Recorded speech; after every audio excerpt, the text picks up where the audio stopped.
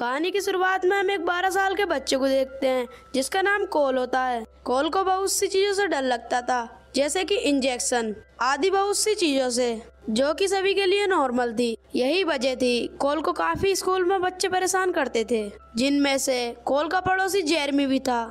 कोल के mom dad का relation कुछ ठीक नहीं चल रहा था, इसीलिए वह ज्यादातर वेकेशन पे जाया करते थे, जिस वजह से कोल अकेला हो जाया करता था। इसीलिए कोल के पेरेंट्स ने उसके लिए एक बेबी सिटर ढूंढ रखा था, जिसका नाम बी था। बी और कोल काफी अच्छे दोस्त थे।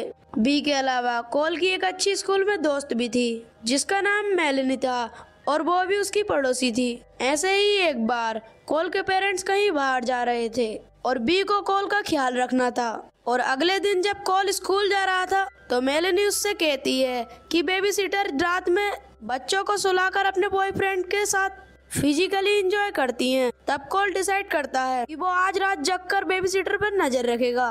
कोल बेबी सिटर को बहुत ज्यादा लाइक करता था। कोल नहीं चाहता था कि दूसरा आकर बेबी सिटर से रिलेशन बनाए। कोल बी के संग खेलता है और उसके संग डांस भी करता है। अब ये दोनों साथ में डिनर करके मूवी देखते हैं और तब रात के 11 बज जाते हैं और कोल का सोने का टाइम हो जाता है। सोने से पहले कोल मेलेनी से चैट करता है। मेलेनी कोल से कहती है कि आज रात जगकर तुम बी पर नजर रखना है, तुम्हारे सोने के बाद ही ये सब कुछ करेगी। तभी बी कोल को पीने के लिए ड्रिंक देती है, जिससे उसे नींद आ जाए, लेकिन कोल उस ड्रिंक को नहीं पीता और फेंक देता है और सोने का बहाना करने लगता है। और जैसे ही बी कमरे से बाहर जाती है और कोल भी उसके पीछे पीछे चले जाता है। और तभी कोल देखता है कि बी ने वहाँ अपने कुछ दोस्तों को बुलाया है, जो कि ट्रूथ एंड डेयर गेम खेल रहे थे।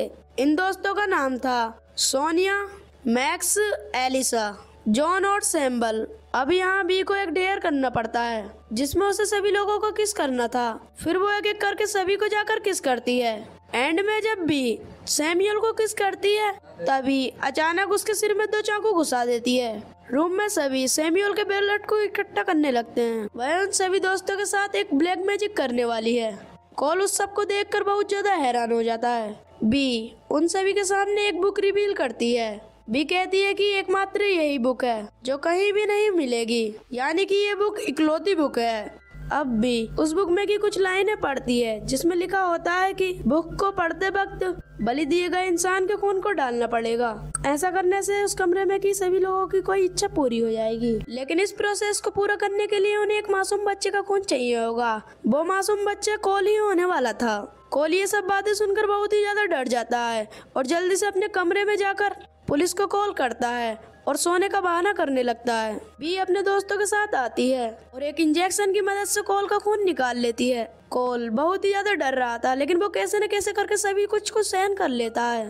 खैर बी ब्लड लेने के बाद अपनी सभी दोस्तों के साथ नीचे चली जाती है और अब कोल उठता है। अब कोल वहाँ से भागने का प्लान बनाता है। कोल कुछ कपड़ों को बांधकर विंडो के नीचे को लटका देता है और वहाँ पर बी आ जाती है। अब कोल का ब्लड निकलने की वजह से वो कोल वहाँ पर बेहोश हो जाता है और जब कोल की आंखें खुलती हैं तो कोल कुर्सी में बंधा हुआ पाता है और जिसके सामने बी और बी के सारे दोस्त खड़े होते हैं।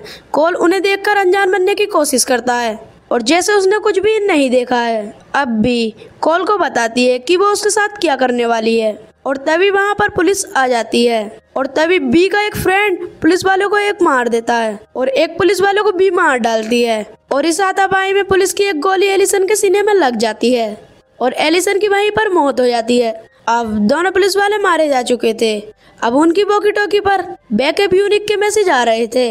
अब उसका रिप्लाई सिर्फ पुलिस कोर्ट की मदद से ही दिया जा सकता था, जो कि कोल को पता था। अब बी कोल के पास आती है और उसे धमकाते हुए उस कोर्ट को ले लेती है। अब मैक्स उस कोर्ट की मदद से वॉकी टॉकी पे ये मैसेज भेजता है कि यहाँ पर सब सही है। अब कोल किसी तरीके से अपनी रस्सी काट कर ऊपर वाले कमरे में चले जाता है और जॉन अब उसका पीछे करने लगता है और जॉन का पैर तभी सीढ़ियों से फिसल जाता है और उसका सिर एक नुकीली चीज पर टकराता है और उसी की वहीं पर मौत हो जाती है और कोल वहाँ से कैसे न कैसे करके कूद जाता है। नीचे आने के बाद कोल अपने घर के पीछे वाले बेसमेंट पे दुबक जाता है, जहाँ पर बहुत सारी चींटियाँ होती हैं, पर कोल वहाँ पर भी अपने डर पर कंट्रोल कर लेता है। सोनिया वहाँ पर कोल को ढूंढते हुए वहाँ पर पहुँच जाती है और बेसमेंट के अंदर जाकर उसे ढूंढने लगती है और तभी कोल उसकी तरफ फायर रॉकेट छोड़ता है और लेकिन सोनिया उस रॉकेट से किसी तरीके से बच जाती है। लेकिन कोल सोनिया को किसी चालाकी वहीं पर लॉक कर देता है और उस पर बग स्प्रे छिड़क देता है। अब आग और उस स्प्रे के मिलने से बहुत जोरदार ब्लास्ट होता है, जिसमें सोनिया भी बहुत बुरी तरीके से मारी जाती है। ब्लास्ट की आवाज सुनकर वहाँ पर मैक्स आ जाता है, जो कोल को देखता है। मैक्स कोल का गला दबाने लगता है और उसे मारने की कोशिश करता है, पर तभी उसके घर की छत पर कोई अंडे फेंकने लगता है। मैक्स उससे पूछता है कि ये कौन है जो कि तुम्हारे घर पे अंडे फेंक रहा है, कि वह उसका फ्रेंड जेरमी है, जो उसे चिढ़ाने के लिए उसके घर पर अंडे फेंकता है। मैक्स कोल से कहता है कि तुम्हें उससे लड़ना होगा, नहीं तो ये हमेशा तुम्हें सताता रहेगा। यह सुन के कोल जेरमी से उससे लड़ने के लिए उसके पास जाता है, पर जेरमी उसे पीटकर यहाँ से चला जाता है। कोल को हारा हुआ देखकर मैक्स उसके पास जाता है और उसे जान से मारने का प्लान बनाता है। ये देख के कोल भाग जाता है और एक ट्री हाउस पर चढ़ जाता है। मैक्स भी वहाँ पर आने लगता है और तभी वो दोनों ट्री हाउस से एक नीचे कूदते हैं और इस बीच एक मैक्स के गले में एक रस्सी जाकर फंसती है और मैक्स की वहीं पर मौत हो जाती है। तभी बी उसके पास आकर उसके ऊपर शॉर्ट गन से गोली चलाने लगती है। कोल वहाँ से भागता हुआ अपने पड़ोसी मेलनी के घर पहुँचता है। वहाँ पहुंचकर मेलनी से पुलिस के द्वारा कॉल करने को कहता है और तभी वहाँ बी आ जाती है, जो कि कॉल को ढूंढ रही थी। कॉल और मेलनी बी से बचकर एक किनारे छिप जाते हैं। यहाँ कॉल मेलनी को अपने दिल की बात बताता है। मेलनी भी कॉल को लाइक करती थी, इसीलिए कॉल उसे बचाने के लिए घर से बाहर निकल जाता है और बहुत तेज चिल्लाकर बी से कहता है कि मैं यहाँ हूँ। ये कहता हुआ कॉल वहाँ से भागकर अपने घर में आ जाता है। घर के अंदर कॉल को एलिसन मरी हुई दिखाई देती है, साथ में उसे टेबल पर एक वो रिचुअल बुक भी मिल जाती है, जिसे लेकर उसे कॉल पढ़ने लगता है। तभी एलिसन अचानक से उठ जाती है और कॉल पे हमला करने लगती है। कॉल किचन में रखे चाकू को ढूंढने लगता है, पर वो चाकू एलिसन के पास थी। अब एलिसन उस चाकू से कॉल पर अटैक करने के लिए बढ़ती है और तभी वहाँ बी आकर उसे गन से उड़ा देती है और अब भी कॉल को पकड़ने के लिए उसकी तरफ बढ़ने लगती है। तभी कॉल बी की रिचुअल बुक को उठाकर उसे जलाने की धमकी देता है, क्योंकि ये बुक सिंगल थी। अब बी कॉल को न मारने के लिए तैयार हो जाती है। फिर कॉल बी से पूछता है कि तुम मुझे क्यों मारना चाहती हो, कि उसने रिचुअल के समय शैतान को एक बच्चे की बलि देने का वादा किया है, जिसके बदले में उसे सब कुछ मिलेगा जो उसे चाहिए। हमें यहाँ यह भी पता चल चुका है बी ने इस रिचुअल को पहले भी कई बार कर चुका है और कॉल पहला इनोसेंट बच्चा नहीं है जिसको बी ने इस रिचुअल में फंसाया है। बी कॉल से कहती है कि तुम पुलिस को बुलाकर उनसे यह कहो कि बाकी सभी तो कातिल थे और बी उसे बचाने में मदद कर रही थी, तो मैं तुम्हें छोड़कर जिंदा चली जाऊंगी।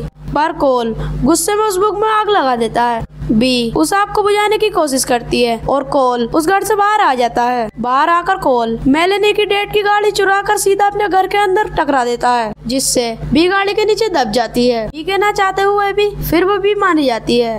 अब कुछ देर बाद कॉल के पेरेंट्स और पुलिस भी आ जाती है। के बाद यहाँ सब कुछ नॉर्मल आ जाता है। कॉल और मेलेनी साथ रहकर बहुत ही ज्यादा खुश थे। साथ ही कॉल ने यह प्रूव कर दिया था कि वह अपने डर पर कंट्रोल कर चुका है, इसीलिए अब उसे किसी बेबी सीटर की जरूरत नहीं है। इसके बाद हम एक फायर फाइटर को देखते हैं जो कॉल के घर के अंदर चेक करने के लिए आया था। तभी हम देखते हैं कि बी कार के नीचे नहीं होती है। अचानक बी एक चाकू से उस फायर फाइटर पर अटैक कर देती है, जिससे हमें पता चलता है कि बी अभी जिंदा है। इस मूवी का पार्ट 1 यहीं पे खत्म होता है। तो दोस्तों, आपको वीडियो पसंद आई हो तो वीडियो को लाइक करके चैनल को सब्सक्राइब कर देना और बेल नोटिफिकेशन को ऑल पर सेलेक्ट कर देना। दोस्तों, आपको इसका सेकंड पार्ट चाहिए तो हमें कमेंट करके बताना। तब तक के लिए till then take care, love you, bye bye.